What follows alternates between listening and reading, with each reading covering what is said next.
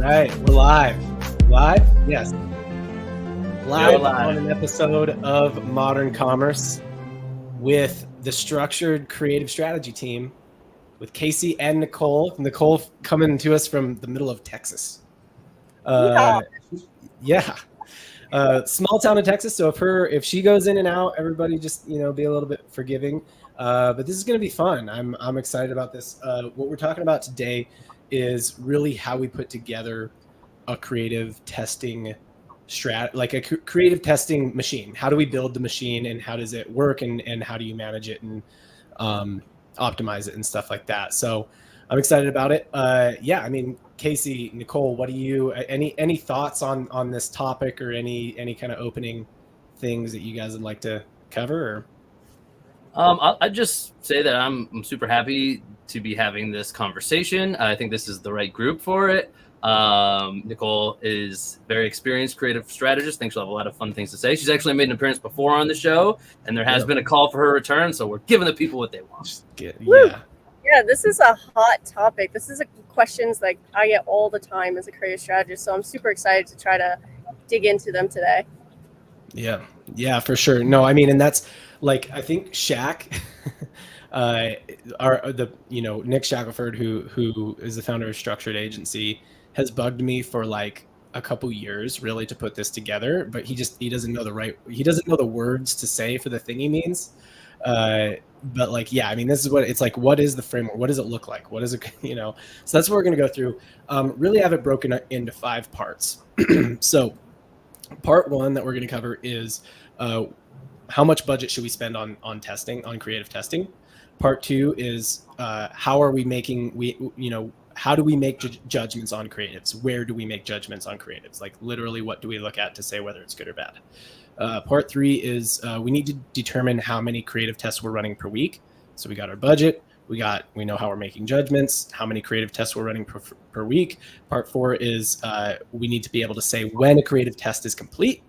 And part 5 is we need to know which creative test to prioritize, right? Like, should we test this or should we test this? Like, we can't, that always test everything, mental model it's a good, it's good for saying like, don't make assumptions, but it's not necessarily a great mental model because resources aren't unlimited. So should we dive in? Yeah, let's do it. Do this, kids? All right, let's do it. We're going. Cool. All right. So part 1, how much of your budget should be spent on testing? So this is super interesting because I kicked this out to the whole team a couple weeks ago. And I was like, okay, so can you give me a formula, come up with a formula for how many creatives we should test per week? Casey is too busy. He's got too many clients right now. Nicole, you took a crack at it. And I took a stab at it. Yeah, you did. And it was a good formula, right?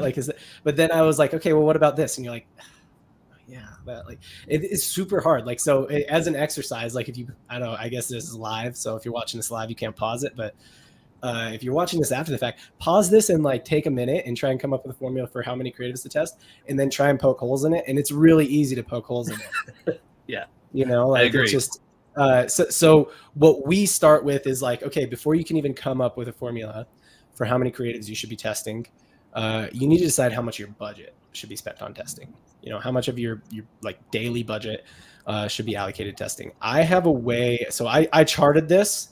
Nicole and Casey really haven't had a good chance to take a look at this chart. So this is me taking a crack at like, here's how much budget we think should be spent on creative testing. And then in true ModCom fashion, underprepared, they're gonna tear it down, or they're gonna say it's good, or yeah. So we'll see. Whatever makes for better content, I guess.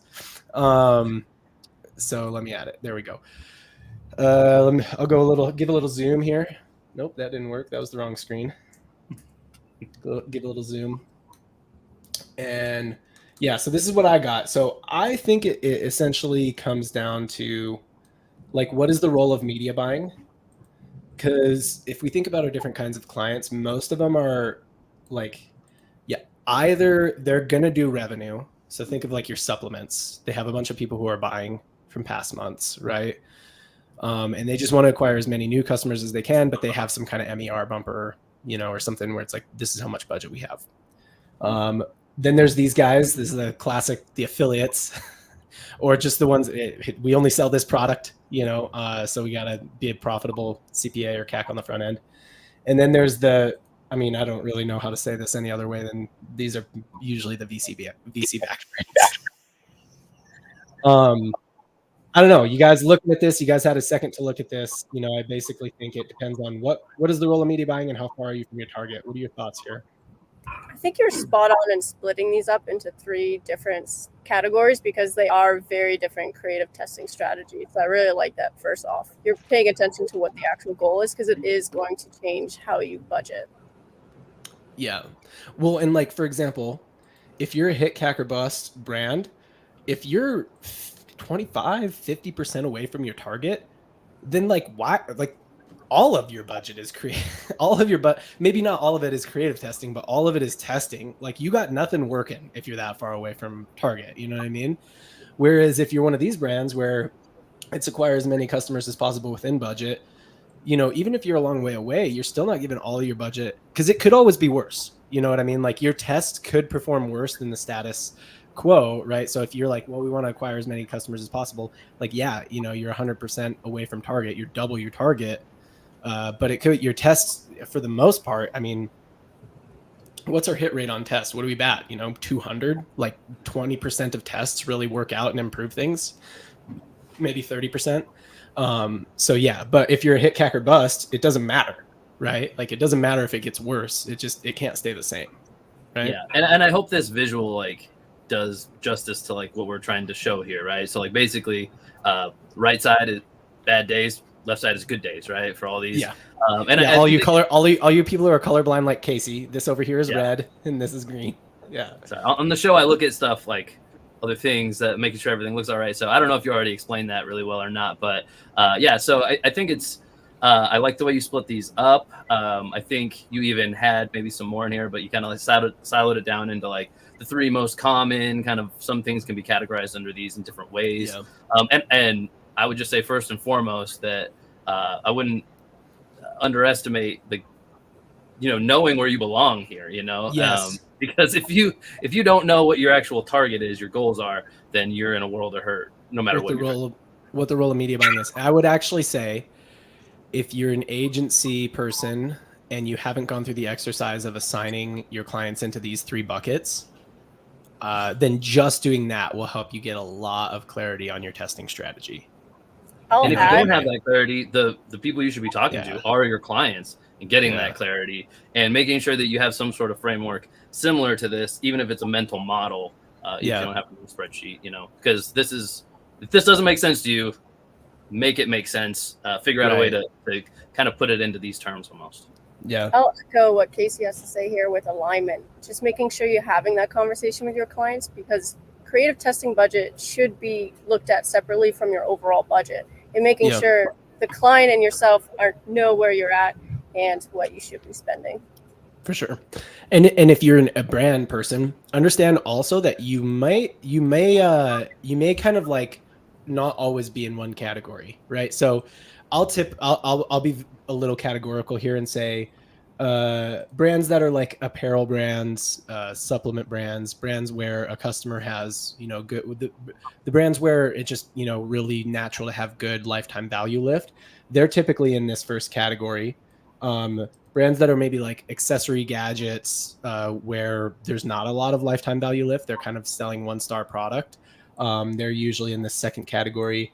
And brands that are either go to market new, or they're VC backed, or there's some reason that learnings are more important than results, or as important than results as results, they're kind of in this third category. But you might fluctuate, right? We have a brand that we've been working with that they are a supplement brand, they do have good lifetime value, but ultimately they're really far away from their target on Facebook. Google's going incredibly, Facebook is not going great. They're really far away from their target. So they've gone at this point from this one where it's okay, can we just get improvement? We just want to get improvement. Improvement's great, but if you're still more than 100% away, you went from 150 to 120% away from your target, is that's not helpful, so they've gone from that to kind of a hit, CAC, or bust. And that changes the way we creative test, right? Because we go, more of our budget goes into creative testing. We go more aggressive with the way that we cut, right? We might cut our best performing ad because it's it's spent enough now that we know it's not going to hit our target. So let's cut it and move on to the next thing. And in my experience, I'd add that if you're in the third category of gain learnings, it's usually just a matter of time before you find yourself in one of the other two categories. Yep. Yeah, you're going to end up in one of those. Yep. Cool. So that's part one, kind of figuring out your budget allocation, basically based on what your media buying goal is and how far you are from your target. So use that chart, and I can make these available. Maybe we can put the links in the show notes on YouTube. Also, if you're Twitter follower of myself or Nicole and you're watching this, just hit us up maybe in DMs and we can get these to you. So okay, I have the allocation of budget that I'm going to spend on testing, whatever. It's 15% or it's 20%, whatever. But I have it in mind. Once you've got that, then we're going to move into, next thing you need to be able to do before you even launch any creative tests is you need to be clear on how you're going to judge the results of that test.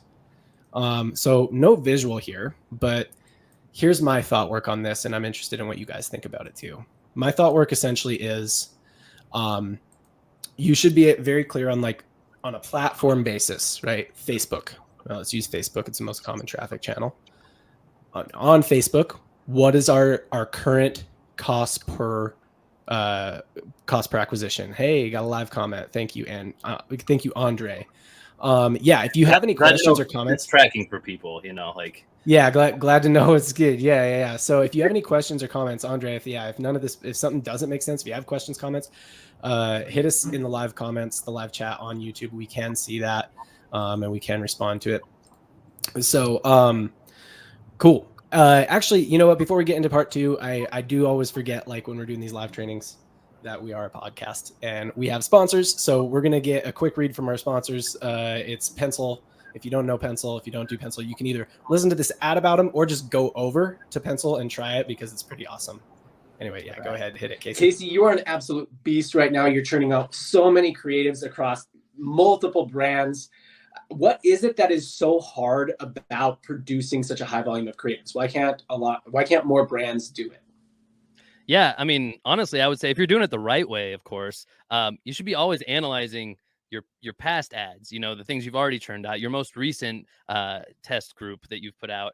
And that should inform your next round of creation, not just go all willy-nilly about it. So I would say that's why it's difficult to speed up that process, is because it's always kind of a two-pronged approach of analyzing and creation, really. So how is it that you are able to do that across 12 to 15 accounts?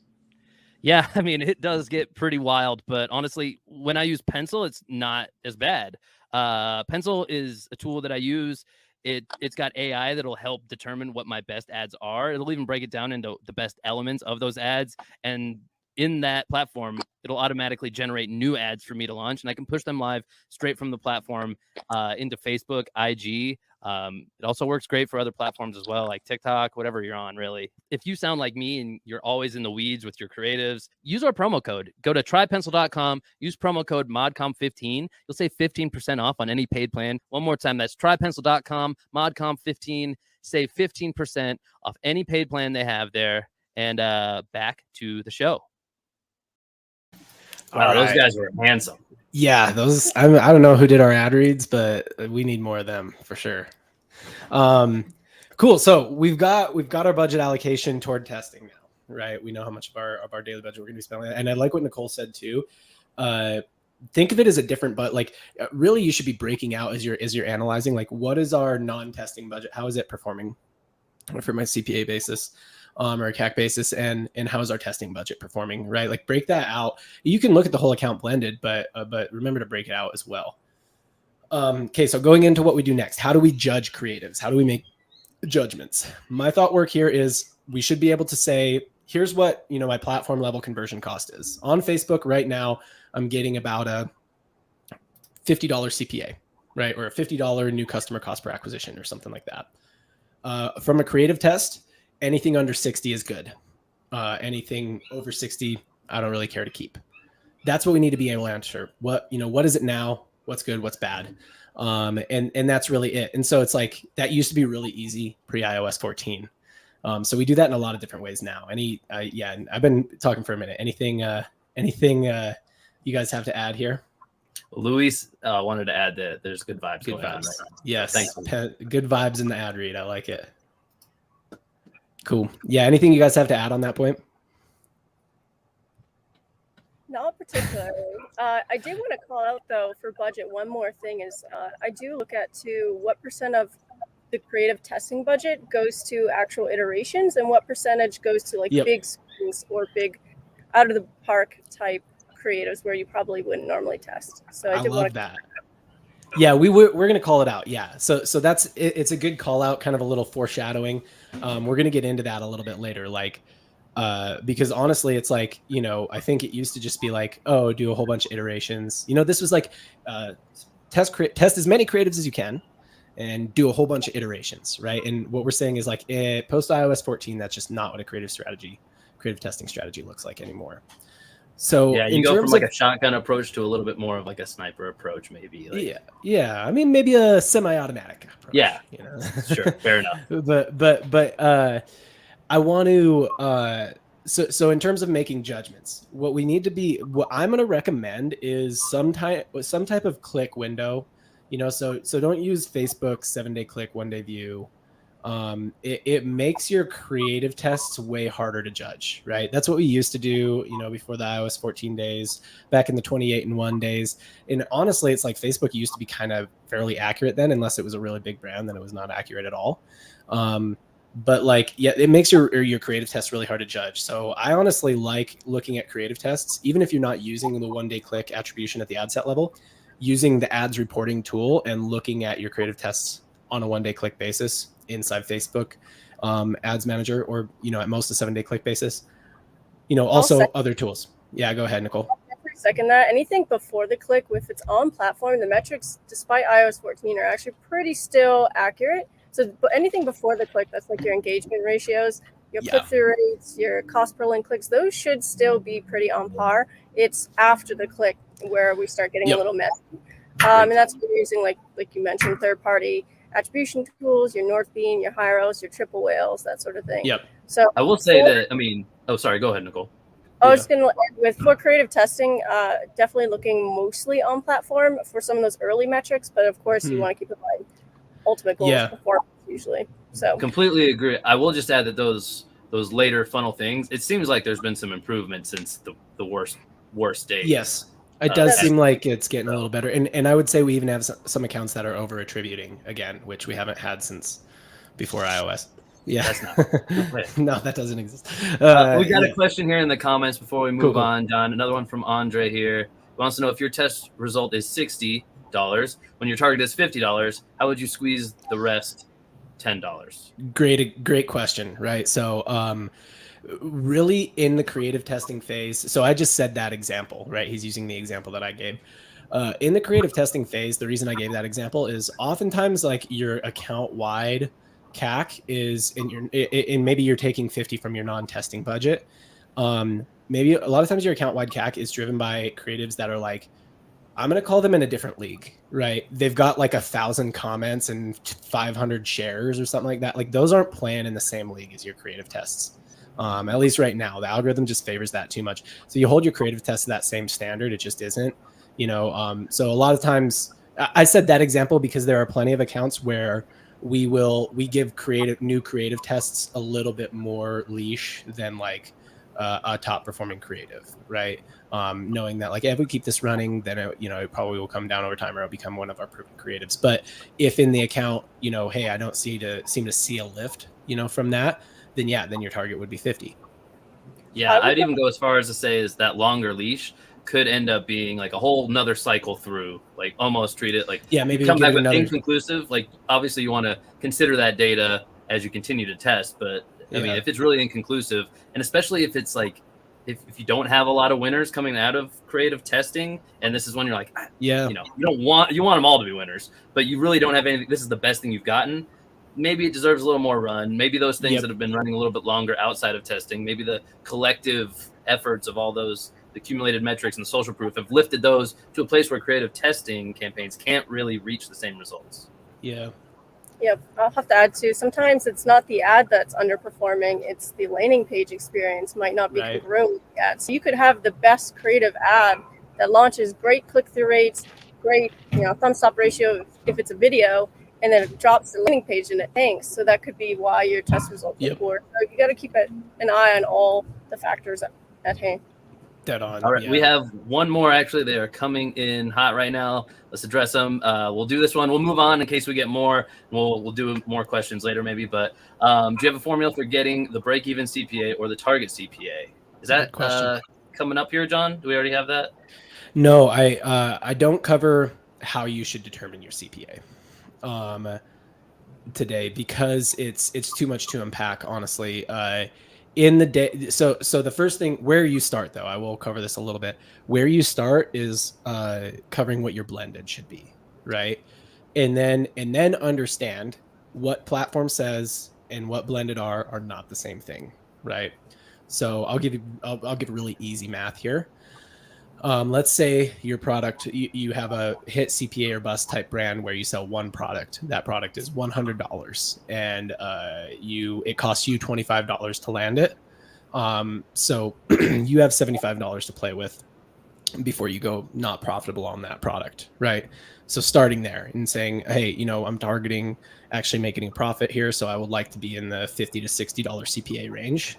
That's it, right? Like that's easy math. And in fact, we can link this up on YouTube afterwards or whatever. But Charlie and I actually discussed this. He uses a metric he calls PSM, right? Profitable scaling metric, and that really unpacks like how you determine your CPA. And we do something similar. We don't call it that, but we do something similar, right? Yeah, I believe that episode that you're referring to, John, is actually still in the can, waiting to be released. But I think it might be the next one. So Merc stay tuned to Modern Commerce channel, and when you see the episode with John and Charlie, I think you'll like what's in there. Yeah, Charlie covers that a little bit. But yeah, so we start with the blended. Once you have the blended, then it's a matter of determining like what on platform seems to correlate with my blended. And the only way to do that was with data, unfortunately, but or using an outside tool, right? So sometimes like we have a lot of situations where the blended target CPA is going to be something like 50,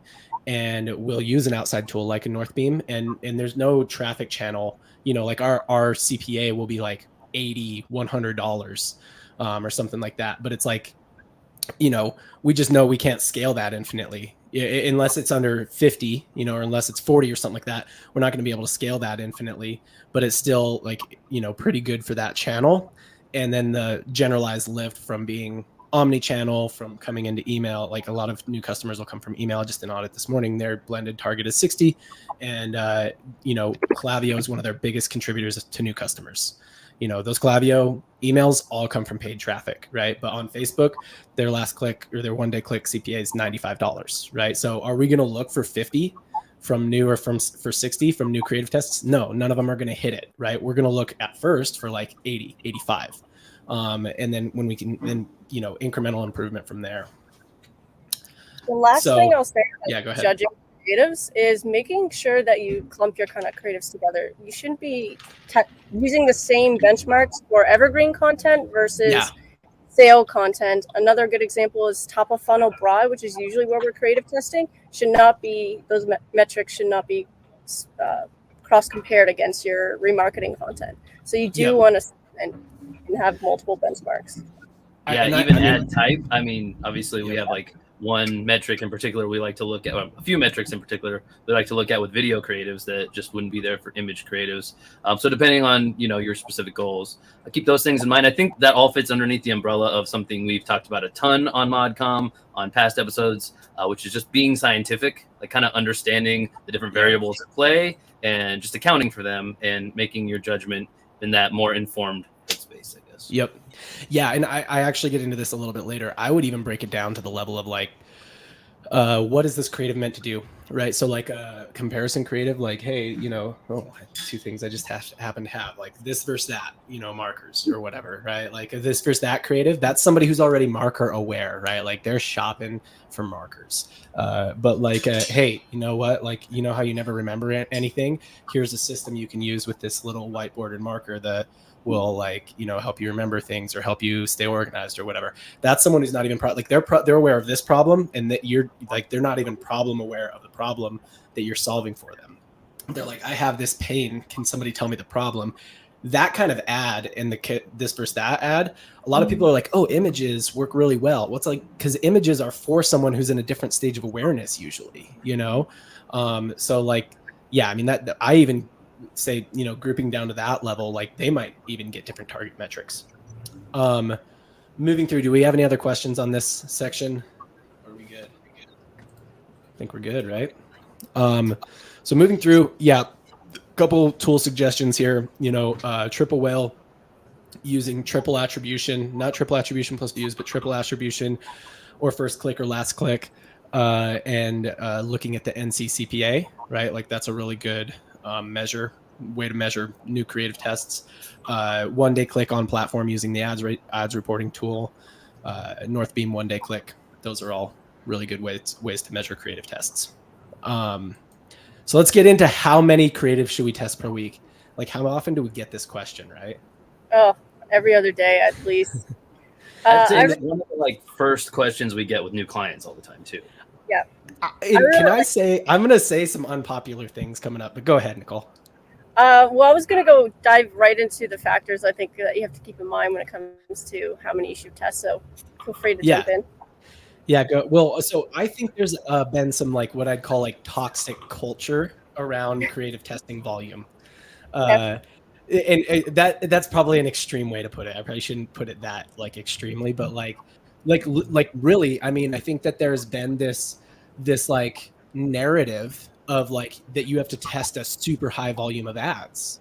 And like we have a lot of brand partners who will like who've kind of bought into this narrative. And I think that maybe the narrative, like it was maybe a little more true 2-3 years ago or something like that.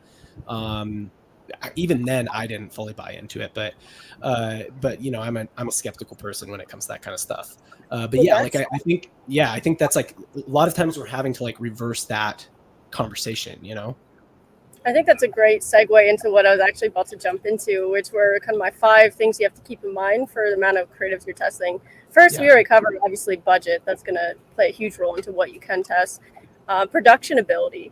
Can you actually, your creative team, your content team, your UGC creators, can you actually get them creating enough content at a pace that makes sense? But as you mentioned, too much, then you have, you know, you're backed up. You just get a big backlog that's not relevant 2 months from now, you know? Yeah. This is like fast. Oh, go ahead. Oh, sorry. We got a little lag going on. Don't mean to interrupt you. I think this is a small piece of a bigger conversation too, where it's like when something appears like the right move, you know, like perceptionally, you want to do these things, but when you know better and you're really looking out for the health of the account, there are some conversations you have to have with clients or with your internal team on what's really most effective. I feel like the dad in Finding Nemo. Like you think you can do these things, but you can't. Like, sorry.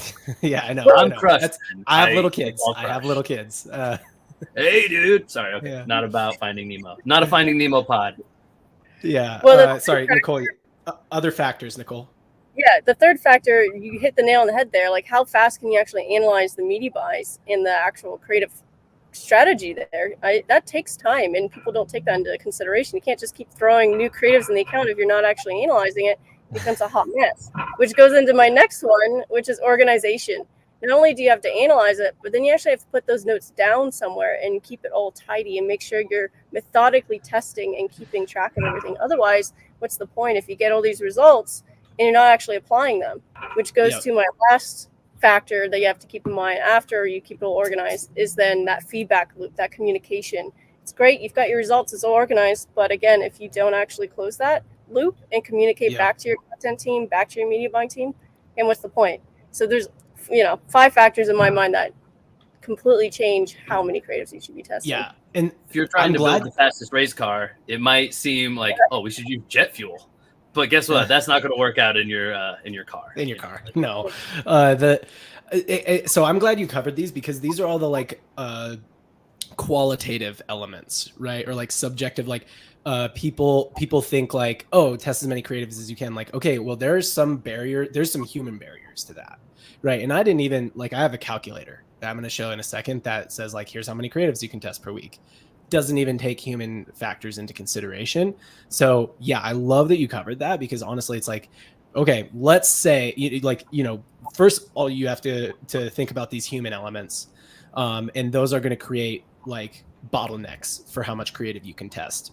Now let's say you open up that bottleneck, right? Like you don't, you can test as many creatives as you can with the human element. Human elements considered. Thanks, Walking Tall, for the comment. Heart you too, hearts. So cool. So here's the calculator, right? And I think there's going to be some disagreement here because Nicole tests with way less confidence than I'm comfortable testing with.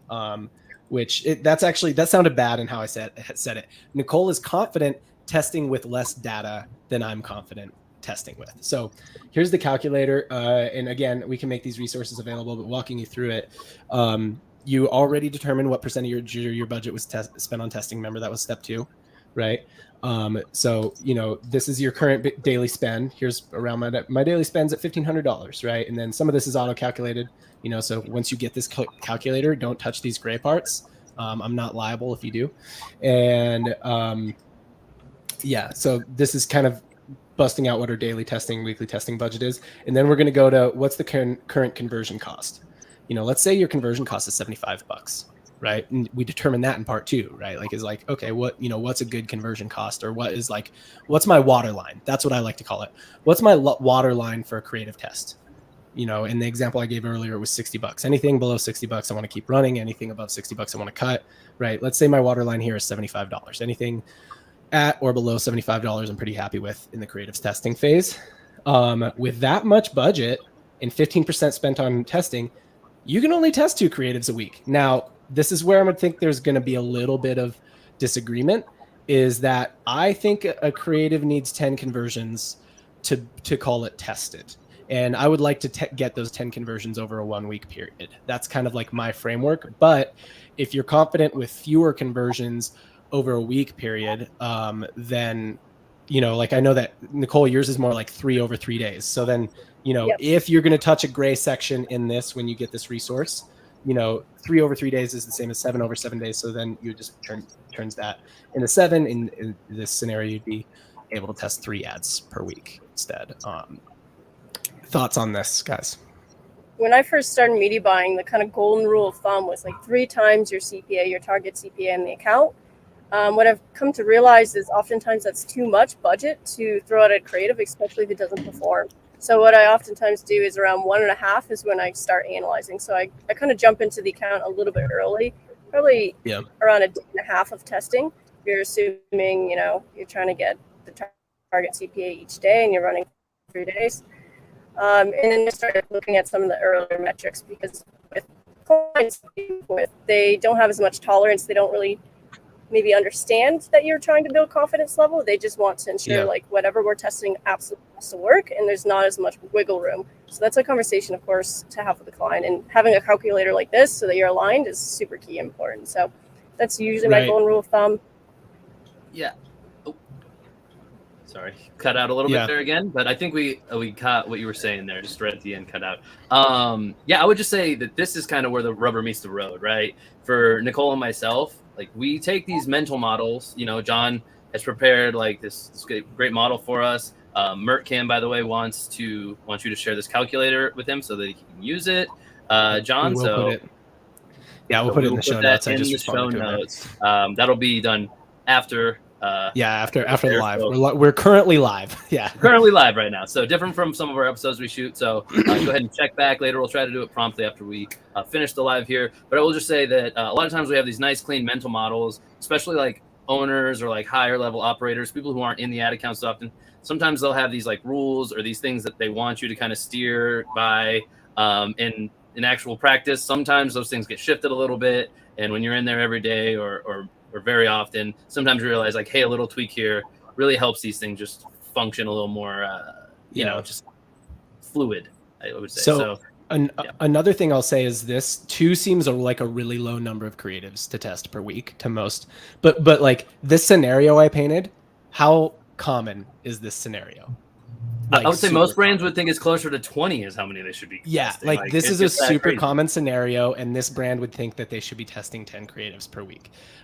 So this is what I mean when I say I think there's just been a little bit of a narrative built that's like, what are you going to do with 20 creative tests per week? Like not know anything, you know?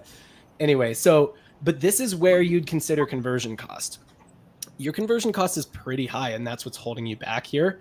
So these are the fundamentals, but if you want to get a little bit advanced here, you could decide on a less meaningful conversion like an add to cart or an initiate checkout in the testing phase. Now, never optimize in Facebook, at least never optimize for that. Always optimize for purchase in Facebook. I think Google, you can kind of get away with optimizing with some of those higher funnel conversions. And you can on TikTok as well, but on Facebook, never optimize for the higher funnel conversions. But let's say in this, kind of hypothetical brand that my add to cart cost was $15. And I was like, okay, I'm going to optimize for purchase, but I'm going to go off of add to cart. That does open me up a little bit. Now I can test those 10 creatives per week. Yeah. And just a little context for that, why you say on Facebook, don't do that, because Facebook's algorithm is so advanced. When you ask for add to carts, they're going to find you add to carts, and that's where they'll fall off. I don't know how they find that. Like legit, if you optimize for add to carts, you'll get an incredible cost per add to cart and no purchases on this platform. I don't know how they like literally just know all the cart abandoners, and they're like, yes, finally someone who wants these people. Anyway, so yeah, that is determining budget, either determining number of creatives. Any other things on that you guys want to unpack? Or we One of the call-outs for is that you did assume a 15% testing budget, and depending on the brand and where they're at when they come to us, sometimes that testing budget is much higher, so you would see that or lower. Yep. Yeah. So that was an example there, right? So again, that's a good point. So let's say, I changed to add to cart, and let's say, yeah, realistically, honestly, our testing, we're not really anywhere close. Our testing budget's something like 50%. Well, now we can get into some pretty serious high volume creative testing. So yeah, it's a great point. And that's why I covered that first. Before you even get to this calculator of how many creatives we should test per week, we have to decide what our budget is and like what's good. What is the number that the two numbers I need to put in here? I would just say, I would just add that if you are some higher level management person or you're a client who has a media buying agency, I think it's very common for those people to come in and take a quick look at what's going on and be like, should we be testing more creatives? That's just, like I said, when new clients come in, that's kind of the background of it all. Like John said, there's a lot of materials out there to lead people to believe that. I would actually say, go ahead and ask the opposite question. Go to those people handling your media buying and say, hey, are we over testing creatives? Point them towards this episode. Are you actually getting learnings? Yeah, go ahead and go into the show notes here. Find that calculator for yourself. Get your team aligned. Like Nicole said earlier, make sure alignment is key. And make sure you're not over testing, because odds are you're probably over testing as opposed to under testing. If you're under testing, you probably really know it. And it's not because you're like, I think we might be. You would know. It's almost always because of the human elements. Almost always because one of the human elements. Like we can't and really most of the time, whoever is doing that media buying for you, if you are that higher level management, it doesn't necessarily behoove them to be like, no, you're wrong. We're not going to. They'll be like, I guess we can test more, and they'll just do it. But it might not be what's healthiest for your account. Right. But I mean, people feel like their boss is asking them to do something. Right. And so reviewing really quick, that actually brings me to my next point really well. And so reviewing really quick, we know how much of our budget should be spent on testing. We know what our targets are and like how we're judging tests. We have determined how many creatives we can test per week. Now we need to be able to answer the questions: when is a test complete and what happens next?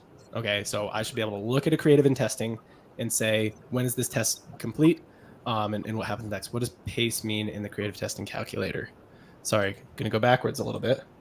Creative the people that they want here at ModCom. Yeah, current weekly budget. Yeah, so this is a calculator. So remember, don't touch the gray parts. If you just put your daily budget in here, let's say you're spending $2,500 a day, that means you're pacing for about your $17,500 a week. Now, if that goes up or down, then you're not going to hit that $17,500 a week. But at $2,500 a day, exactly, you would spend $17,500 a week and $76,100 a month. So just some helpful things there for you. Quick math. Yep. Yeah, I did the math before because I'm not really good at doing it. And he did it for you because he's a man of the people. Yes. Yep. Cool. So moving in to I lost my train of thought. Yeah, answering questions. When is the test complete and what happens next? What happens next? Okay, so I think this is a four-parter. Okay, so this is how I see like what you need to be very clear on and have a framework on. You need to have rules around this. Basically, is these kind of four things. Welcome. All right. So, one, how do creative get tested? What is the literal account structure that you use for creative testing? What's the literal campaign structure? I'm not going to tell you what it has to be. I'm going to give you an example and accept it in a second. We don't have a firm stance on what it should be, but you need to be clear on what it is. That's what we do have a firm stance on. Be scientific. Yes. How do we know when it's complete? I should be able to look at a creative in testing and say, that one's done. That one's done testing. And when it's done testing, I should be able to give it some form of grade. And when I give it that form of grade, I should know what that form of grade dictates I should do with it next. Okay. And until you have that concrete answer, the answer needs further testing. Yes, so exactly. It is not done yet, right? So if two, I can look at it and say, it is not done yet. It needs to stay in the oven. So here is an example. I'm using the channel TikTok because I don't want to get overly dangerous with this. I would not recommend this example structure on Facebook anymore. It's like a 2017 Facebook structure. Again, I'm not being firm on what this should be. This is an example so that you guys can understand the point that like there needs to be a framework. Okay. So let's say here's my creative testing campaign structure. It's very clear. I have one creative testing campaign. It's an ABO. I have one ad per ad set, and my ad set budget is $100 a day. Very clear. Okay. How do I know when a test is complete? Once the ad set with the creative being tested has done both of the following. It's been live for at least 7 days, and it's spent at least 10x the target. That's okay. I can look at the creative and say, oh, yep, that ad set's been live for 8 days and it's spent, more than 10x the target. That creative test is complete. It's done. How am I grading it? Well, if it's more than 10% over my target CPA or my target CAT, wherever I'm looking at that, remember, I already defined where I'm looking at that. If it's more than 10% over, I'm cutting it. If it's, that's part 4. Is it more than 10% over? I'm giving it a red light grade. If it's 10% above or below, within 10%, I'm giving it a yellow light. If it's more than 10% below, I'm giving it a green light. And then what am I doing based on that grade? Red light, I'm cutting it, just turning it off at the ad set level. Yellow light, I'm going to increase that budget by 10% every 3 to 5 days until it either turns red or green, or just indefinitely. Scale it that way indefinitely if it never turns red or green. And green light, I'm going to duplicate it to a $500 a day ad set and turn off the original. Again, this is an example. I'm not saying this is how you should do it, but the framework is very clear, right? I know how a test goes into the ad account. I know how to know when it's done. I know how to grade it, and I know what happens next. Now, I might break those rules. Okay, so I might say, okay, well, I actually see a situation where this one is yellow light, but I am going to duplicate it anyway because of this, this, and this, right? Or I see like a good media buyer will break the rules, but the rules have to be in place, right? Casey, Nicole, thoughts, comments? Yeah, I love this as a framework because I could see this, honestly, in a perfect world, you would apply this framework to multiple different types of creatives. So like this framework would have a completely different framework for top of funnel, a completely different framework for middle of funnel and bottom of funnel type creatives. Yep. Same thing for evergreen versus sales, et cetera, et cetera. Maybe you're testing angle 1 and angle 2. You might have like multiple frameworks, but actually putting pen to paper and writing this out is so key because as a media buyer, you have so many things going on, and to have this concretely down so you know your own rules that you're playing within is very important. So the biggest thing I hate as a media buyer is being unclear on what to do. Yeah. And go ahead, Casey. I was just going to say, I think this framework is great.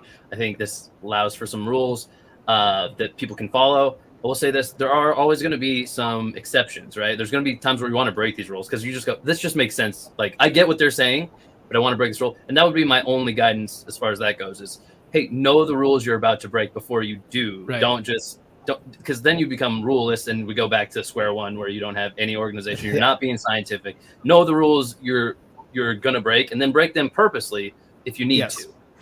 Absolutely. And yeah, in all honesty, like you're gonna end up breaking them, and that's all right. That's like good media buyers get that, right? Like they know when to spend, know when not to spend.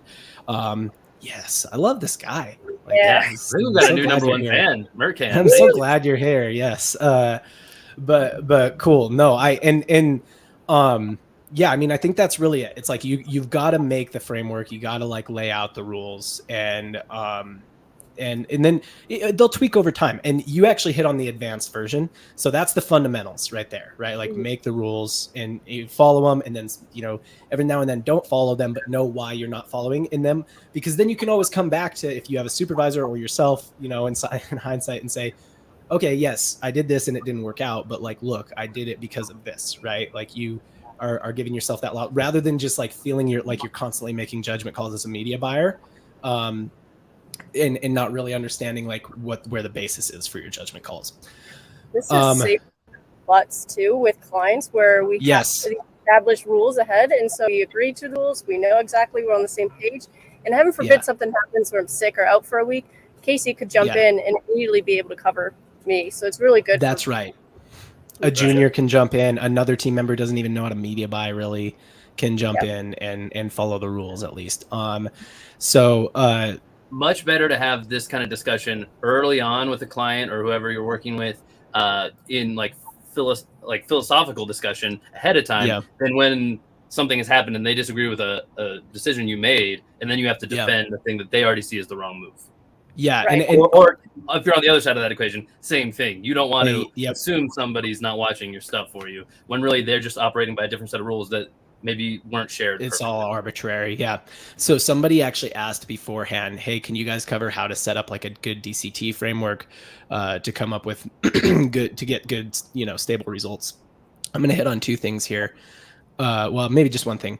So again, apply the same thought process and logic to DCTs here. Right. So like, just because it's dynamic creatives doesn't mean you don't still answer the 4 like points, right? Like literally, how do creative tests go in? How do we know when they're done? How do we grade them? And what do we do with them based on the grade? You can do that no matter what the system is, whether it's DC. I used a really simple one to do it with, but like just apply the framework no matter what, for sure, even if it's DCTs.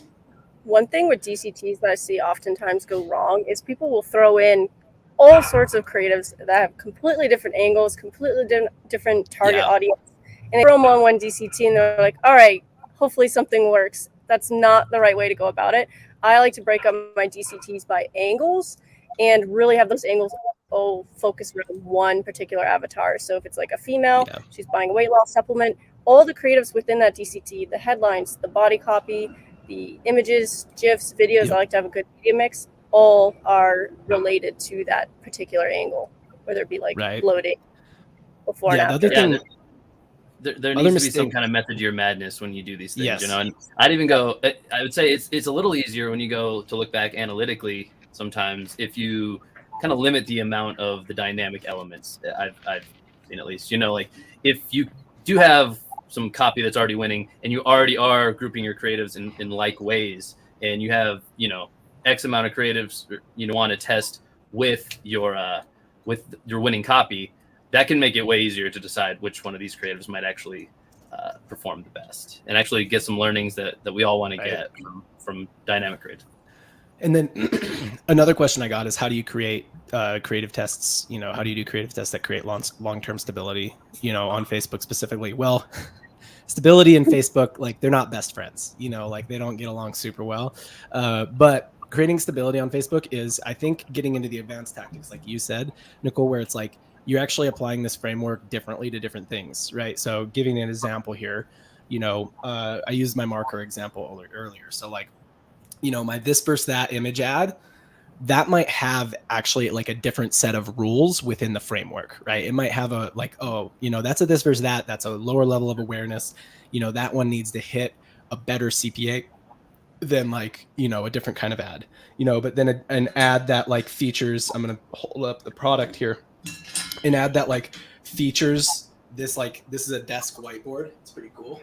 Like an ad that features that and talks about an organizational system that makes you more productive at work and stuff like that, and then features like the marker that's like, that has a different standard. That's bringing new people into your world, right? So that has like a different standard of like what the rules are within the frameworks, and that's how you create stability long term. Because if you hold them to the same standard, you're going to end up cutting that ad that brings new people into your world, because usually it won't be as efficient, right? But if you give it a different standard, you don't cut it, and then you're creating like a real ecosystem around the brand.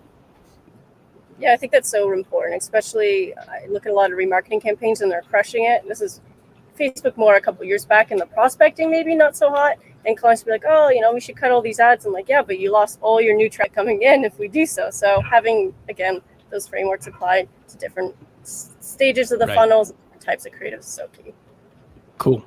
So moving into the next part, we need to know what creative tests. So reviewing really quick, and we got to wrap up here because some of us have a hard stop at the hour. But what we know so far, we know how much of our budget should be spent on testing. We know how to make judgments on creatives. We know where to look and what a good CPA is. We know how many creatives we're testing per week, and we know when a test is complete and what happens next. Now we need to determine what creative tests should we prioritize, like what should be at the top of our prioritization list, and what and how do we create a feedback loop around that. And I know you speak on this a lot, Nicole, so we're gonna have to be a little more brief than you usually are, but here's how I see creative test prioritization at first. So again, going back to this framework of how far are you from target and what is media buying's role. So what you're seeing here is in these charts, this color, this light blue color, sorry, Casey, did a lot of colors today. That's iterations of proven ads. The medium blue here is same angles and avatars, but new ads and landing pages, right? So we're still using the same angles, avatars, but just new ads, landing pages. And that one, that dark blue color would be like new angles, avatars, offers. So those are like, think of these as like, bunts. These are like, small swings, little, kind of base hit type swings. Based off how different they are from, Yeah, these ones are like home run swings, right? Like a lot of risk, a lot of reward, medium risk, medium reward, low risk, low reward type tests. So essentially, the further away on your ModCom bingo cards, you can cross off sports analogies now. Right. Yes. Got it. So the further away you get from target on the bad side, the bigger swing tests that you're going to do, right? Because the more bigger swing tests you're going to do, because you're not really close to target. You need to get like iterations aren't going to get you there if you're 50%. Hail Marys, chuck up a prayer. Yeah, you're just throwing more right deep. And then on the other side, sort of a similar progression. But if you're like really close to target, but on the good side, then you're doing a lot of low risk testing. As you get, further under target, you're like, hey, I'm well under target. Then you can afford more high risk testing again, but still not doing a lot of like offer, and like really big home run swing testing, like just more really solid swing base hit testing. And then the other thing I'll highlight here is the CAC, but hit CAC or bust, hit CPA or bust type brands. I mean, once you're in this zone, 25 to 50, 50 to 100, 100 plus, you're mostly just testing new offers, and new avatars, right? Because if you're that far away, like you're never going to get there unless, something significant changes. That's my thought process on it. Casey, Nicole, thoughts here? I actually love this graphic. I think it does a really good job at explaining different phases and different places where brands come in, especially when they come into us. Oftentimes, I feel like brands, when they onboard, they're in that red section. And sometimes the creative ideas coming up with the new concept, they're like, wait, where did this come from? Why are you testing this? I'm like, because we have no idea what's going to stick in the account. You have no known winners. And we can't just make small iterations, improve your thumbs up ratio, because you don't even have one of where it needs to be. So I think this is a real good conversation to have with clients, and where these what seem like ideas way out of the blue, where they may be coming from and why I'm suggesting them. So I really like this visual. Yeah, I completely agree. I think similarly to how there's a tendency to over-test an amount of creatives, there's a tendency to want to over-test like vastly different concepts without any information on whether or not those might perform, because it feels like you're not doing same thing. Feels like you're not doing enough. But in media buying, you got to get out of your feels. You got to be scientific. And there's also a tendency sometimes, over test, like when you're in this zone, like they're just barely right around target or just under, and let's do a lot of big testing. And it's like, no, like that's just not what the current numbers dictate. Or they're in this zone and they like really kind of want more of the same. That's not uncommon either. It's like, That's they true. say, hey, we came to you because, we want to do more creative testing when we want some new ideas and stuff like that. We give and what they really want is like, well, we just want the same stuff, right? Like, and it's like, no, you're not close. You're not going to get there with anything similar to what you've been doing, right? Like you got to take some big swings here. One of the big roadblocks too is whether they're too branded focused, and they're in this red section and they're very high brands and they won't give us the creative freedom to test out these new concepts. That's probably the most frustrating thing as a creative strategist. On the flip side, those green sections, they have winners in their account. You don't need to do these crazy big swings. We just need to improve the content a little bit on point. Yep. So you got it. And I mean, you have a lot of data on like what kinds of big swings you should do. There is a rich get richer effect in media buying for sure. So last but not least, once we've decided, okay, so just reviewing now, like this is how you build the creative testing machine. We define how much budget should be spent on testing. We are able to make judgments on creatives. We know how many creatives we're testing per week. We know when a test is complete and what happens next. We know how to allocate our testing budget in terms of how big of swings we should be taking. And then last but not least, it's a feedback loop, right? So there needs to be a feedback loop that essentially answers like what should be tested next with what we have, what needs to be shot, and like how should our current priorities of testing be rearranged, right? And there should be some cadence, weekly, bi-weekly, monthly, depending on how much you're testing, what your volume is, that those kinds of questions should be answered. Casey, Nicole, what does that look like in like practical application?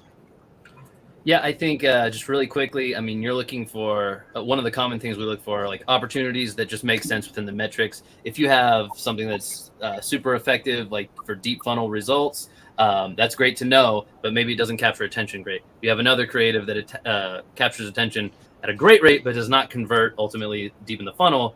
Maybe there's an opportunity to do what I would call Frankensteining these approaches and get the best of both worlds. Yeah, that would be something that's like a nice medium swing, I would say. Maybe medium small, somewhere in there. What are the other metrics that we look at to say, okay, here's what's doing well about this creative, and here's what isn't doing well. So here's how we could cut two different things together that are doing different things well. Yeah, I mean, for those like Nicole mentioned, those metrics you would keep looking at on Facebook, for example, thumb stop ratio, click through rate, anything, up to the click.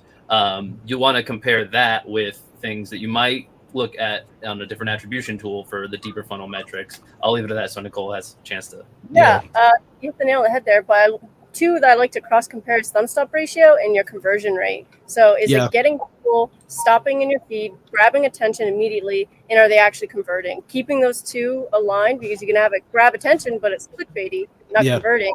And you can have it not grab attention, cost a ton to run traffic, and then it converts very high. So you want a good balance of both. So go ahead. Sorry, I didn't mean to interrupt. So if it has a great thumb stop ratio, you obviously want to pair that with maybe that hook with a better video that's better at converting the Yeah, I'm gonna add a third point, make it a triangle here. Thumb stop ratio, click through rate, conversion rate, right? How well does it get people to stop? How well does it get people to the next step? How well does it get people to convert? And what are the elements that do that, right? Like that opening part is thumb stop rate, and then like the next kind of parts, the calls to action and things like that, that's click through rate. And then like what you're doing to actually sell the product, that's what dictates conversion rate. Click through rate and conversion rate, a lot of times we're just comparing to the average of other other similar ads, right? Other prospecting ads that have this sort of, that are this position in the funnel and stuff like that. But thumb stop rate, I know that we kind of have a golden area kind of around 25 to 40%. Yeah. Yeah. Depending on the platform. Yeah, it's right in there. Yep. Facebook, I would say 25, to 30%. TikTok, even higher, I'd say over 40%. Yep. They TikTok, should be stopping. Yeah, for sure. And then other ones, so hold rate and like hold rate is one that I'm like, that's great. Like, honestly, you got to be looking at the triangle. Like once you're looking at the triangle, you'll see opportunities, right? Thumb stop rate, click through rate, and conversion rate. Once you've been doing that for 3, 4, 5 months, then you won't see as many opportunities there because you've been doing it. That's when you get into things like hold rate, to give you more information. Or another one we'll use is thumb stop rate to click through rate ratio. Ratios become more important. Yeah. So that's sort of the advanced version. I know that Nicole and I both have a hard stop. This has been a lot of fun, but to review, building your creative testing machine. So how much your budget should be spent on testing, answering that question. How do you make judgments on creatives? Where do you look? What's good? What's bad? Where's your waterline? Defining where your waterline is. We need determining how many creatives you're testing per week. Being able to say when a creative test is complete and what happens next. Determining like which creative tests are your priorities, how big of swings you should be taking, and then creating a feedback loop for that whole thing. Casey, Nicole, any kind of parting thoughts here? One last thought is I feel like this whole topic and discussion is why Creative Strategist came about, why this new role is so emerging, is because this is the person that's supposed to fill in the gaps and keep that conversation going. For sure. Well, cool. Yeah. I mean, Casey, do you want to give us the parting shot today? A little bit. Oh, okay. Let's give it to Nicole. She's the actual guest on the program. So just Nicole, if we had a TLDR version of what we talked about here, give it to the people. Yeah. I am not sure what you mean, actually. On the spot. All right, John, kicking it back to you. Go ahead. Yeah. Okay. I'll go. All right. So I think if there's sort of like a TLDR of this, like ultimately you have to build some sort of system for creative testing, right? Like you can't just be like, we need a test mode. Like it just needs to be clear and defined. It needs to be a framework. And it's a living organism, right? Like it's a living, breathing kind of thing that you have people optimizing and managing on an ongoing basis that you're going to add layers to. So I've given you like the core framework, but ultimately you're going to add more and more layers to this, really. And it's going to make it your own a little bit more. But the important thing is that the framework's defined, because if it's not defined, then you can't really work in vendors. You can't really work in team members. You can't clearly communicate it to clients. If you're working with clients, none of that. So really appreciate everybody sticking around. Appreciate the comments, Nicole and Casey. I appreciate you guys. Casey, thank you. Yeah, thank you all. Thanks for sticking around. A lot of people stuck around for the whole thing. Casey, cool. Say all the YouTube things. Take us out. All right, I will go ahead and do that here now. Modern Commerce, thank you for tuning in on this live episode. I had a blast.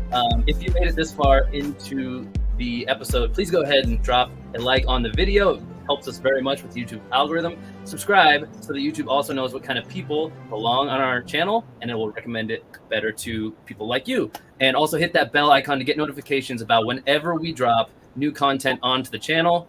And as always, until next time, we will see you.